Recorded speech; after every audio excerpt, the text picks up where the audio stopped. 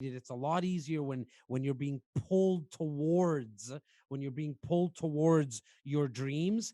And again, that only happens if you consistently think about it. You have to almost be obsessed. So born and raised in Toronto, Canada. Toronto's not the capital, but it truly is the financial heartbeat. I'll probably upset somebody who's listening from Canada because I know your listeners are worldwide, but it truly is the financial heartbeat of our country. There's about a little over 6.7 million people in what we call the greater Toronto area, which is, I would say, about a 50-mile radius. And I'm born and raised here. Love this city, love this country. And yeah, so you mentioned earlier that your viewers can't see it, but yes, I am a young, handsome Indian fellow that you guys can't see. Hopefully my Right. voice projects it through the Yeah. airwaves And and I things and like I'm and I'm validating it. So go ahead. um, I'm 39 years old, and as my bio, as you mentioned, you did a great job. Thank you. I mean, I'm amazed every time I get to hear that, because it really is it truly is a testament to the shoulders that I'm getting to stand on, which are giants that are my team members, and we'll get into that. But I started in sales and service exactly at 12. Like, that was my first job. It's always been sales right up to what I'm doing today. I've had some short little stints in a restaurant and a banquet hall as a busboy, but Right. I was always attracted to the sales and service industry. I think I never stopped selling since the day I came out of my mom asking for milk. Like, I started then. I started then, and I think a lot of people, everyone did, in my opinion. Everybody's a salesperson at some point in their life. Believe it or not, if you're a parent, you are definitely a salesperson. And I just and never so and stopped. so and so are your kids. But go ahead. Oh my God, I think they're the The best. best.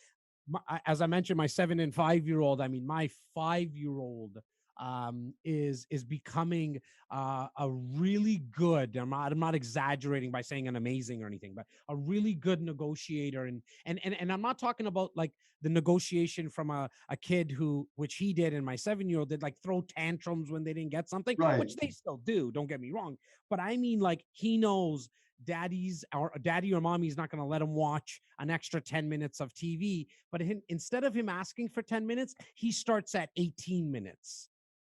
Like, he knows, let me work my way down. Let me just Isn't get 6 minutes out of these guys. That's all he knows. He's not even going to get 10, but he's isn't like, if that I a, can, you know what I mean? And so it's the kids are, in my opinion, one of it's the amazing, best. and we lose a lot of that when we get older. So I want to talk, since we're talking about kids. Tell me about upbringing. How did that influence you? Mom, dad, what you were surrounded with? Mom, dad came to Canada from India in 1974-ish. Father was a taxi driver predominantly his whole life, still alive. Knock on wood, everything's they're healthy. Mother was a factory worker her whole life. I'm the youngest of three boys, which is always a healthy reminder that you're closer to the bottom than you are to the top. And till this day, they still try to remind their little brother of that.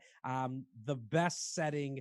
I won the lottery, Michael. I mean, once I was born into the family that I was born into, because very loving. My mother had a grade 4 education. My father, I think, was grade 8, grade 9.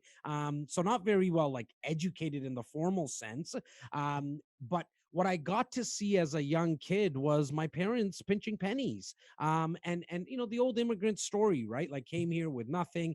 Father, again, taxi driver, mother, factory worker. Every penny they made was already spoken for, right? And anything left over, they just saved. Like, the word savings, I think, is lost in a lot of the millennials right now, and even the older generation. But for my parents, it was huge. They understood at a young age here in Canada that you needed to buy a home as quickly as possible and then rent out the basement, because then that income from the basement apartment helps. And what we did is always rent it out to family, family coming over from India, but that's how they got by. Like, we had three boys. We didn't have nothing, but we also didn't have everything. We were very middle class. Like, and in the area that I was grown up in is a little rougher area in the north part of Toronto. It's called Rexdale. There's not a lot of people to look up to. There's famous people coming out of there, some hockey players, some rappers right now. But it's not the most, like, there's not a lot of mentors. Luckily, inside my home, even with things that were going on outside, inside my home, it was full of love, like That's full cool. of love. Yeah, did my parents discipline me? Did my brothers beat the crap out of me when I got out of line? Yes, it's the best thing that happened to me by far. But I was never told that I couldn't do anything. My father, like, he worked a lot, like literally 23 hours one day and then the full day off the next as a taxi driver at the airport. So I didn't really get to see my father a lot, which till this day, you could tell my passion when I speak about them, lots of love. But one thing he did was every night, I still remember as a kid, he would sneak into my bed, kiss me, whisper in my ear how much he loved me, and then he would go to sleep. And then I would see him maybe for an hour on his day off. Again, lots of love. And my brothers just kept me out of trouble. They kept me out of trouble, but there was really no push from anyone in my household that I needed to get the formal education. They didn't let me get away with having bad grades all the time, but they did it. My father, he didn't say that it was mandatory. Like, and growing up in an East Indian home, that's different because we're either supposed to be doctors, lawyers, or engineers, right? And my father knew, my little one, I don't know what the heck he's gonna do, but it's not gonna be a doctor, So lawyer, an what engineer. what was the move? What happened that where you realized, or did someone come into your life that you said, I want to be an entrepreneur, and and how did that then get into, I want to be an entrepreneur and connect it to the real estate industry? Was there one or Well, two things that you can identify? yeah, for sure, for sure. I mean, at 6 and 7, I was that kid putting up my hand. Like, we don't celebrate Christmas per se. Back then, we definitely didn't. We celebrate the holiday season, but the teachers would ask, "Who wants to help with the book fair? Who wants to help with selling ornaments, Christmas ornaments, door to door?" And I love, like, there was something that attracted me to selling, like being the one that the teacher is going to speak about, because they definitely weren't talking about Jazz is a great reader or Jazz is a great, I'm Right, good at math now because what I do for a living, but definitely not on a chalkboard. But I right. was the kid that would put up his hand really quickly. The knocking on doors at 6 and 7, it never bothered me that people said no. At 12 is when it got amplified because I got paid for it. I started selling newspapers door to door and I got money for it. It was like, this is the coolest thing in the world. I like doing this thing for free. Now somebody's going to give me money. Oh, and my parents don't say that I got to give it to them. My parents are like, do what you want with it, child. Like, and I spent it on arcades and candy and Right, burgers right, and right. fries, What right? kids do, yeah. And I loved that freedom it gave me to do whatever I want with the money. And then once I got into of that age group of, or call it early teens, 15, 16 anyways, I was still the kid out of my friends group who always worked. I started selling shoes at that time. Then around 18, 19, I went into the banking industry in sales and service, though, helping people get mortgages and loans. Then I met my first mentor, my real true mentor, at the age of 20, selling cars. That's when I saw what was really possible. Uber successful family, probably top two, top three in the country in terms of auto dealerships. I think they have 8, 9 dealerships, just run very well, classy gentlemen, but knew how to service people. And it wasn't a sleazy salesperson by any means. I mean, look, I think if the most trusted profession in the world is a fireman and a firewoman, I think it is, right? The least would be car salesmen. Like, they're the least Yeah, trusted people in I the was world. I was in copier sales, and I said we're just above car sales because copier salespeople, that was my business. So I said, and if it begins with a C, copiers or cars. I said, we're at the bottom, lowest level in terms of trust and reputation. Oh no, another copier salesman. That's 100%. I get it. Yeah. You're coming. I mean, we have them in our office here, the Xerox machines. They come in, but yeah. true. So this But, guy, how did he or she become a mentor to you? yeah. So, so I was at the bank. It was I was working in a salary job. And I just got tired of it. You know, I tell my team members, and just through podcasts and content, I always say, you'll know when something doesn't feel right. Well, how do you know? You'll just know. You'll get that feeling. And I started driving into the bank. I was like, something doesn't feel right. Like, I'm just not challenged anymore. They weren't willing to move me up the corporate ladder in the banking world, because as a salesperson selling mortgages and loans, I was doing really well, but I wanted to move within the bank, but I didn't have that formal education. My brother was a personal trainer for this gentleman who owned these dealerships. He said, Jazz, like, why don't you just go talk to the owner? I spoke to the owner and he said, yeah, no problem, man. Like, where do you want to start? I was like, I don't know. I know nothing about cars. Like, I don't even know the difference between a 4-cylinder and a 6-cylinder. Like, I don't know anything about cars. So why don't I just start washing them? Like, maybe I'll wash the cars, work in the back. I'll get to know, like, if this is even a place I want to be. He's like, there's something a little bit more to you than just washing cars. Why don't I start you in the used car department? Work there for 3 days. And sheer luck, sold a car in the first 2-3 days. Started on Monday, sold the car on Wednesday, still remember it. And he's like, you know what? Come on up to the new car dealership, to the new car showroom. And that's where he was really housed. And he took me under his wing. He has a couple of boys, a couple of girls. They're all in the business.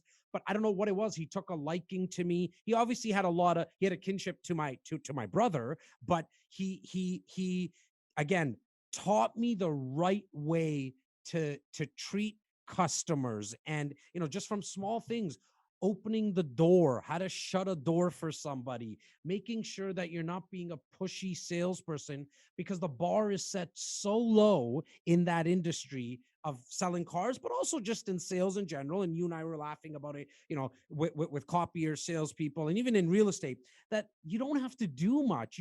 Most salespeople put their own foot in their mouth because they just become pushy and aggressive. If you do the exact opposite of that, you'll get people from crossing their arms to start to slowly open up to you. But what I really saw, so he gave me the micro of how to sell a car, walk around the car and all that kind of stuff, and how you drive it when you're showing it.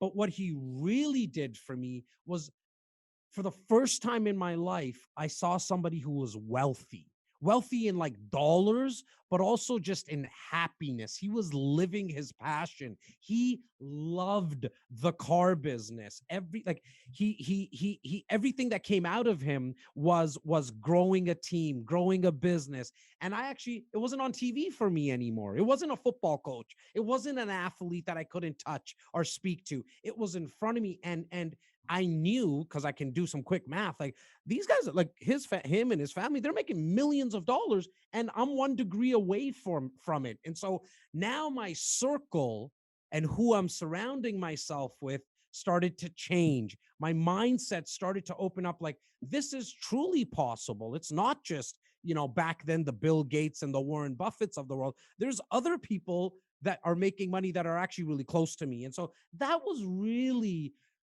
I think, the blue chip in Matrix. Like, he put that in me. He actually put that in me. I sold cars for 3 years, but then I got that feeling again that there was a ceiling. I'm not happy. This is not enough for me.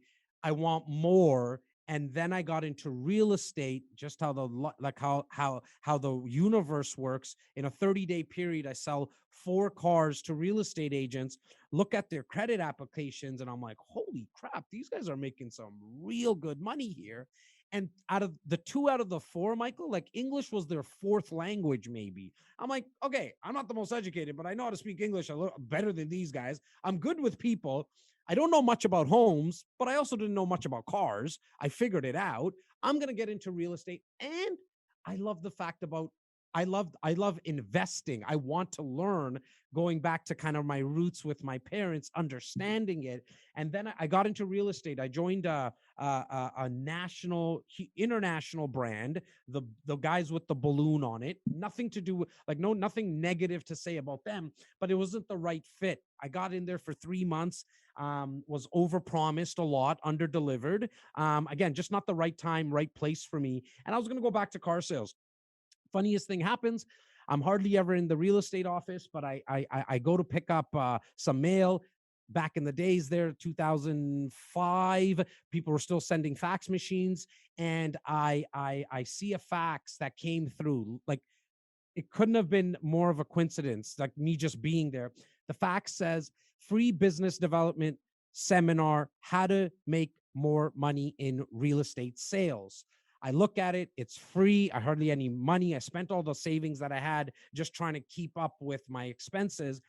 I went to the seminar. There's 150 people in a room, and out of 150, the speaker just ends up picking on me. He starts picking on me about, he asks a question, I answer it, and like, he's like, "You're way off, dude." Starts picking on me for 20 minutes of this seminar. And I call him up the next day, and I'm like, "Simon, whatever you need, I'll clean your toilets. Just teach me. Please don't lie to me. Like, don't bullshit me. Let me be part of your team. I'll get you coffees. I'll get you lunch. Just let me hear conversations that you're having." And he said, "Come on over." He was actually selling a membership, a coaching membership, for $2,500. I actually said to him, "I'll give you my last 2,500 that I'll scrape it together." He goes, "Forget the 2,500, join my team, and you're going to run around and do all the stuff that I don't want to do for 2 years, and you're going to learn everything that I know." He was true to his word. It was 13 years that I was with him. Him and I became, he was my third older brother, my second mentor. He passed away tragically 3.5 years ago, but he taught me everything. I was his right-hand man. In that time frame, I became partner of the company that he was running. We brought on a third partner, and now there's two of us that manage and run this company called REC, which stands for Real Estate Center. And now we have 41 agents and 11 support staff. I first of all, amazing story, Jazz. And I like to pull out the wisdom, the things that caused all this to happen. I use the term all the time, peel back the onion, that this wasn't just by accident. There's things that we can't wrap our arms around, but everything you did, let's go over as I dissect what you did. You had a sense of awareness of what was going on. You were in tune with your gut feeling. I have a quote that, "Trust your gut, because therein lies all your life's experiences." Your gut will always show you and share with you something doesn't feel right. And intuitively, it's really everything you've ever experienced in your life. Your gut is the sum total of all your life experiences speaking to you. And when it travels from your gut, what I call up the rationalization justification highway, to your head, that's when it becomes problematic, because you should trust your gut, because therein lies the truth. So the first thing, you were in touch and in tune with your gut. I love that. The second thing, and oftentimes I'm a huge proponent of this, that we are not independent people, we are dependent people. That we all have people that come into our lives. There's times of independence, of course, and we're accountable, absolutely.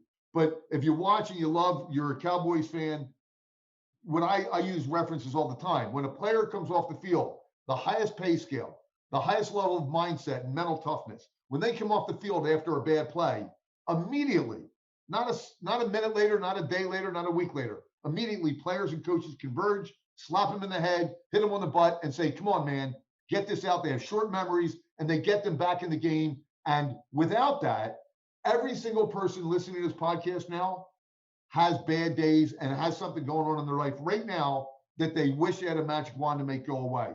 Life is, and especially with the pandemic, challenging. Business is challenging. And the only way we can rise and stay consistently at the top level of performance is when we surround ourselves with encouragers, supporters, believers, and people who can hold us accountable to the standard from which we set our lives and our values. So I totally agree. And everything that you've done, you go to these mentors. Another thing you're willing to do, you have, and I used to have a pin, a whatever it takes attitude to learn, to not just learn. Let me use another term, to immerse.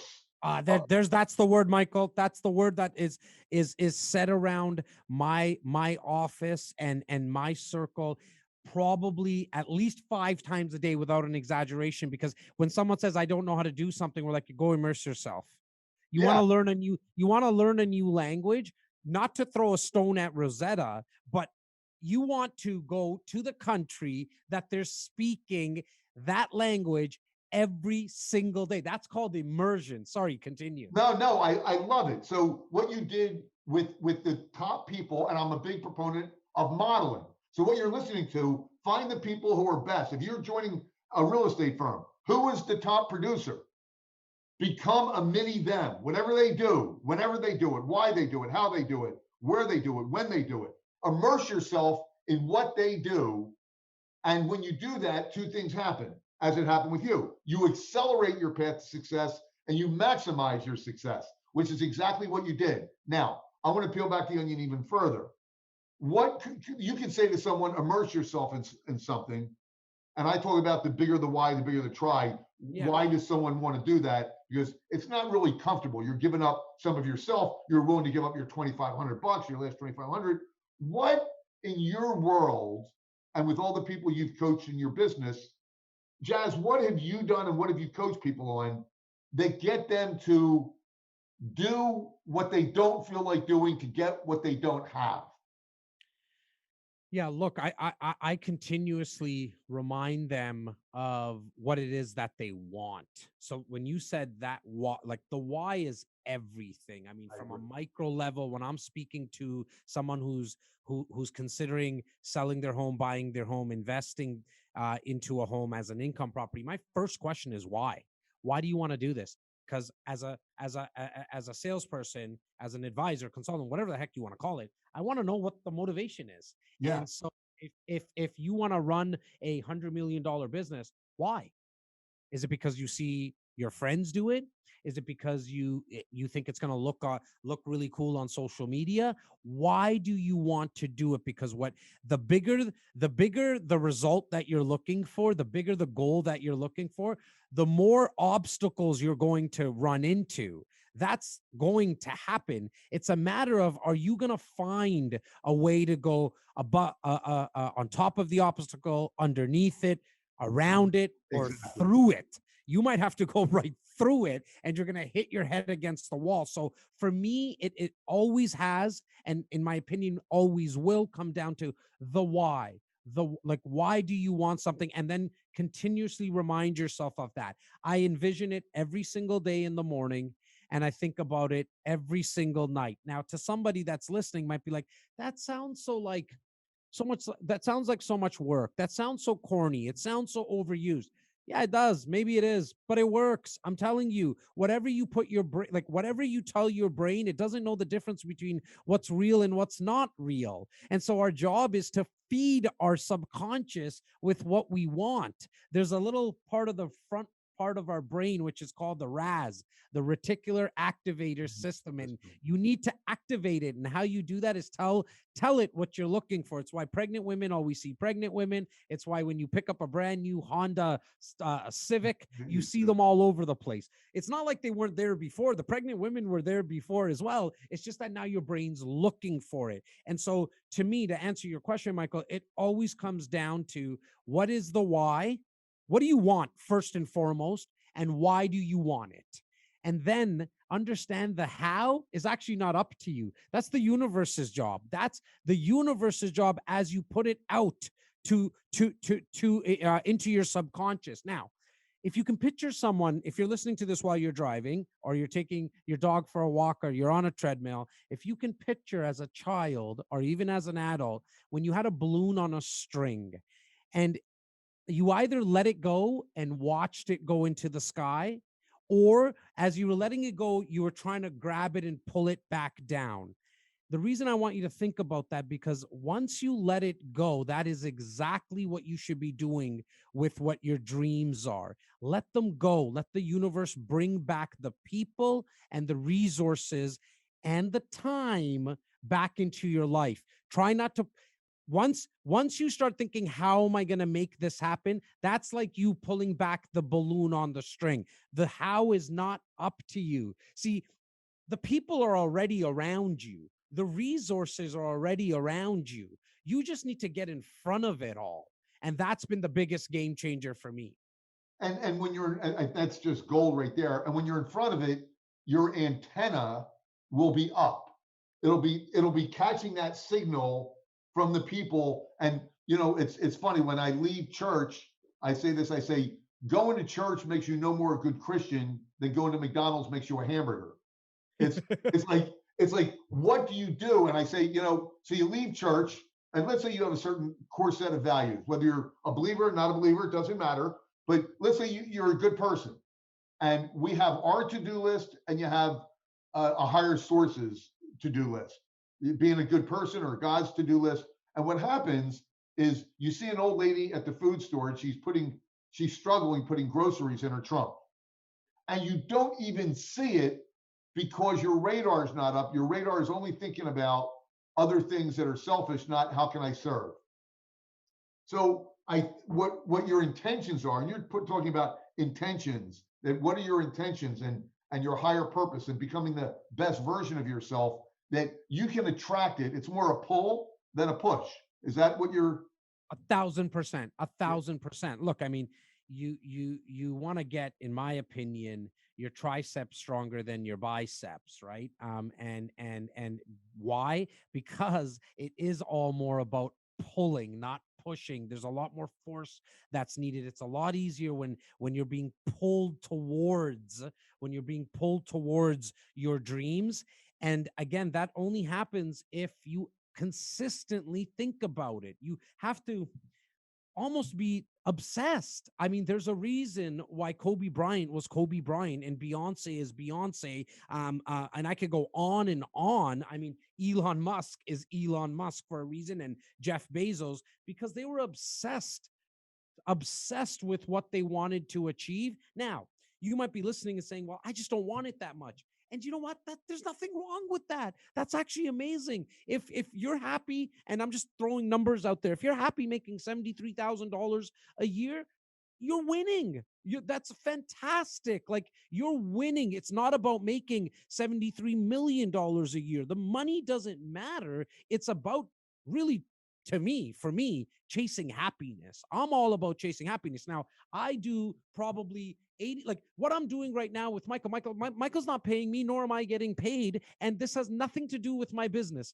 whatsoever. We're not even talking about what actually brings me revenues, which is helping people buy, sell, and invest in real estate, not this conversation. But you know what? This makes me so happy. It just makes me happy. And because I'm putting out those vibrations, chances are that the polarity in the universe is doing its thing and bringing someone else into my life right now, or bringing a resource. And I have no idea what's going to happen with this connection with Michael. Chances are, if he ever comes to Toronto, we're going to open up a beverage or two, or vice versa. If I see him, like, that's the power in doing what makes you happy, because you're just going to attract more happiness. Like will always attract like. Be careful though.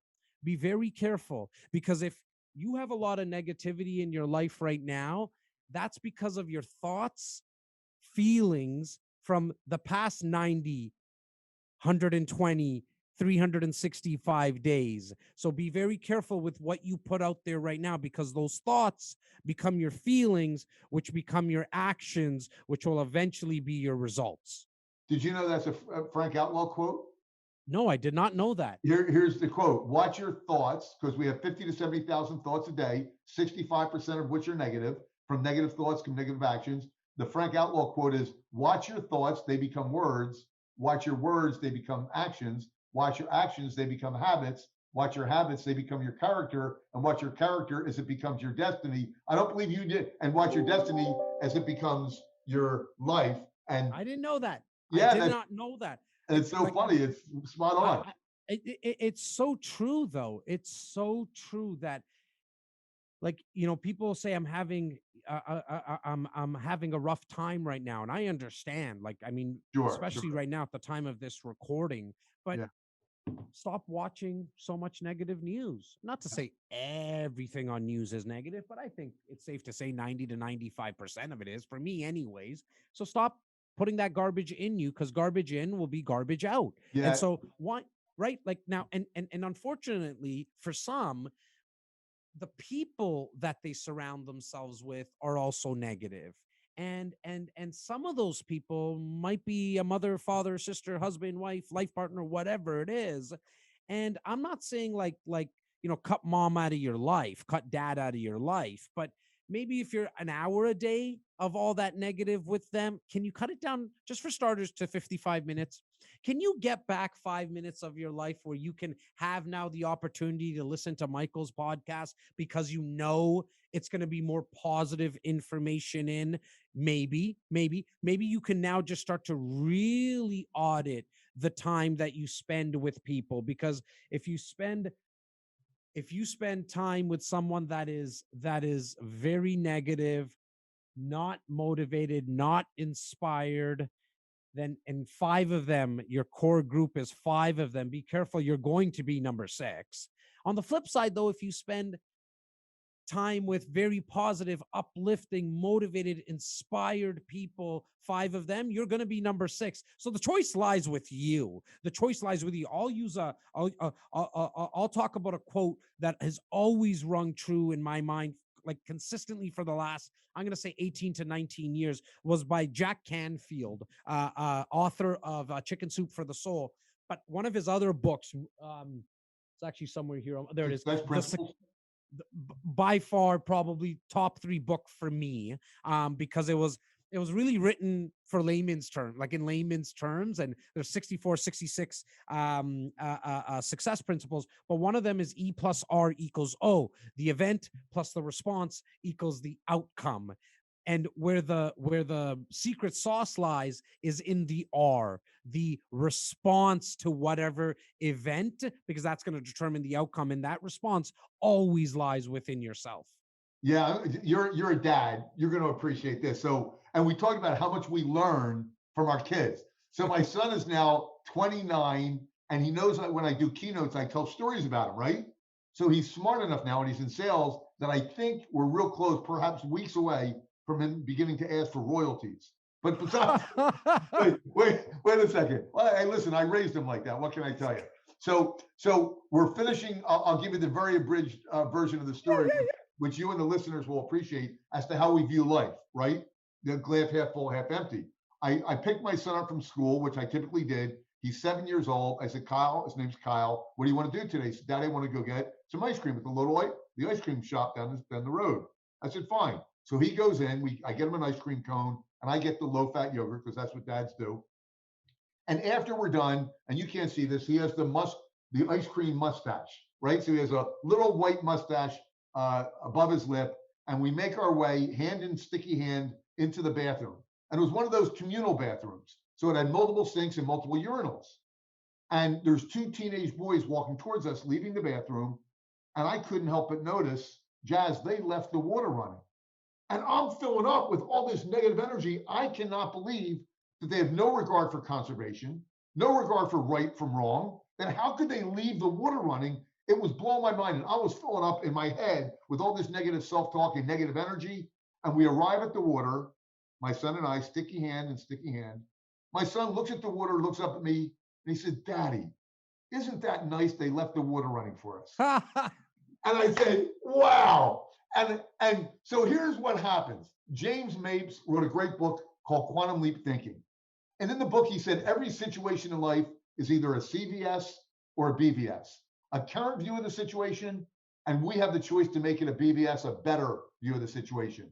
And by my son looking at that situation and making it a better view of the situation, everything he touched, what do you think? It was good or bad? It was good. He had positive energy, positive mojo, positive attitude. Everything was going to be positive as a result of how he viewed and internalized that situation, that circumstance. Me, on the other hand, I was so aggravated, I was ready to punch someone out. So which wouldn't have given you, and you couldn't have had the bandwidth to actually put a positive spin to it because you were so negative about the situation. and what was going to happen if I saw someone after that? Was I going to have a nice tone? Was I willing to talk to people? Would the tone be right? Everything was going to, my mojo was bad, my energy was bad, my attitude was bad. There was nothing positive that was going to happen as a result of me feeling and thinking the way I thought. My son taught me a great lesson, quantified later on by and certainly learned the lesson from James Mapes, that the CBS and the BBS. So any situation that anyone has in their life, it's about, as Dean Graciosi, who was on my podcast show, said, turn your mess into your message, your challenges, your obstacles into opportunities. That Napoleon Hill in Think and Grow Rich said, within every challenge lie the seeds of equivalent or greater benefit. It's hard to see in the moment when you're in the midst of the challenge, in the storm, but after a storm always comes a rainbow, baby. So yeah, I love that you mentioned it's very hard, right? And because that is so true. yeah, Because I know there's someone listening saying, well, you're not in my situation, yeah, Jazz, Michael. yeah, Or yeah, you can say that now, but look, Michael, you weren't able to do it when the water was running, but your boy was able to do it. So I hope everyone who's listening understands this is not about living in a world of not understanding that there's negativity, or that you're not going to have negative emotions, or you're not going to get angry, or have any of those negative feelings. It's a matter of how long are you going to stay in there, exactly. right? So for me, I say to my team, I was actually talking because I'm just in the process of bringing on a new executive assistant, and her and I were talking, and she was just asking like macro level questions. What's your thesis on this and your thought process on this?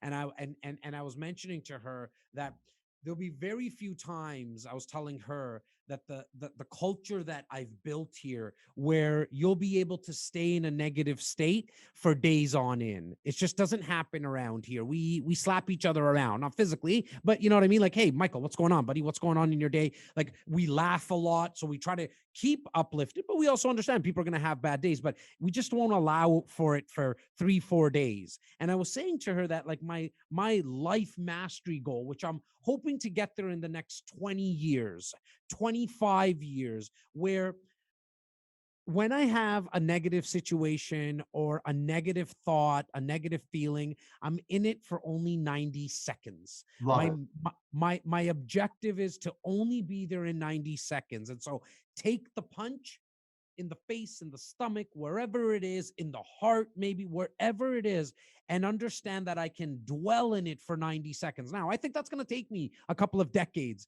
to get there because I know where I am now. I'm probably at like 8 hours and 7 hours. I definitely don't allow Tuesday to get into Wednesday. I'm 98% there. Very few times can Tuesday become Wednesday. However, Tuesday at 10 o'clock in the morning, sometimes at 4 o'clock in the morning, is I'm still kind of in it. It's in the back of my mind. So I want it out and completely gone within 90 seconds. I also want people to understand that just by being positive, going into, working out today and going to the mirror tomorrow and being like, damn, like, where's my abs and where's my biceps and triceps, is just as silly as you putting in work, or putting in the work for in your mind, and putting in the work physically, and wanting the results in a month or 2 months. You gotta give time to these. You need to have patience. This Yeah. all takes time to build. And you know what I love about that, and just to kind of to share kind of a cherry on top of that Sunday, is that I'm convinced, and only because I'm older than you and I've made millions, I've lost millions, is that in life, because we get hit with so much, in business because we get hit with so much, every time we get hit with something that's negative, that absolutely, we're human. It drains our battery. That's why even professionals need someone to cheer them up. What you want to do is celebrate every little victory. Let that charge your battery for when the bad times come, which they will. So surround yourself with people that are encouragers and supporters, and that will make it work. I have a call, a hard stop, but I just want to thank you for you're an amazing dad, human being, leader, entrepreneur, real estate guy. We definitely will have a drink. I'm not going to come up to Canada in February, I promise you that, or January, but you're more than welcome to come down here to Florida. And I want to, that invitation is always open. We have each other's number. And you shared so many gems. And you know what? I always look at what's behind the scenes.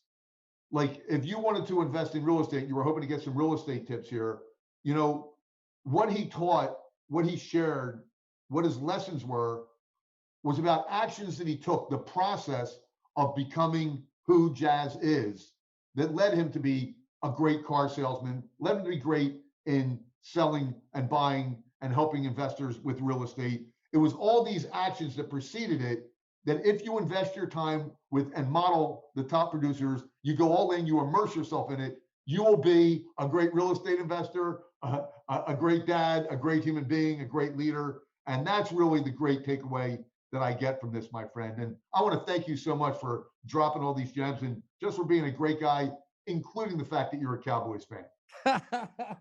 Michael, I've been in the last, I'm going to say 12 rolling months, I've been on, I don't know, approximately, I think it's 72 featured ons podcasts. And I got to say, you are one of the best. Your energy is infectious. It's the virus that I like. The smile for the viewers is truly something that kept the flow going. You made it very easy. Not surprising that your podcast is one of the best, man, because the host brings so much energy to the table. Well, you know what? I was going to say the opposite. My podcast is the best because of the guests that we have. So this is the Mutual Admiration Society signing off. Hey, brother, come down to Florida. It's warm down here. You're a smart guy. Come down when you're allowed. I definitely will, brother. Exactly like you said, once we're allowed, I'm telling you, I mean, our airport here is a massive international airport here at Pearson, Toronto. I don't know what they're going to do and how they're going to keep up with the amount of flights that are going to be leaving here. And I definitely will look you up when I get to Florida, my man. Perfect. Thank you so much. God bless and have a great rest of the week, month, year, until I see you again.